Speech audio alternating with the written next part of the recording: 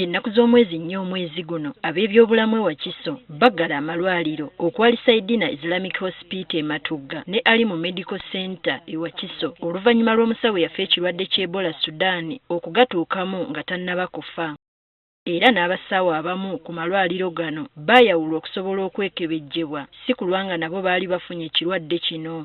Abasawo abaaliyo nga balabirira omulwadde abasinga ku bo already bali mu isolation center. Kati oluvannyuma lw'akabanga ab'ebyobulamu Wakiso bavuddeyo ne balangirira ng'amalwaliro gano we gagguddwawo oluvannyuma lw'okwekebejjebwa n'okugafuuyira gonna. Nigeria by announcement Saidina Abubakar Islamic Health Center 4 in Matugga along Bombo Road, located in Wakiso district, should reopen its doors to the public once again. Mu kiseera kino n'abasawo abaali batwaliddwa mu kalantiini nabo baasiibulwa nga nabo mu kiseera kino baddembe okudda ku mirimu gyabwe. Abasawo bano abasinga baasiibuddwa nga tebalina bubonero bwa ndwadde zino. Abasawo abaasiibuddwa basobola bulungi nnyo okuddukanya eddwaliro ebitundu kumpi 79 ku buli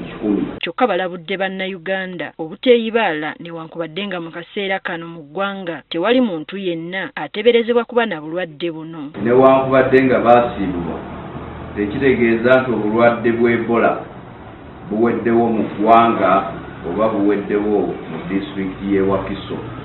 Bannannyini malwaliro agaali gaggalwa basanyukidde ekyokubaggula kye bagamba nti kibadde kibanyigiriza nnyo. Tuli basanyufu nti kati n'abatutwala nabo batugambye tutandike okukola, so kati nkubiriza abantu bonna mujje tubajjanjabe nga bwe tubadde tubajjanjaba tugende mu maaso. Wabula bano bategeezezza nti kyo ekirwadde kya Mpox kikyagenda mu maaso n'okweriisa enkuuli nga mu kaseera kano Wakiso yokka erina abalwadde abasoba mu 5.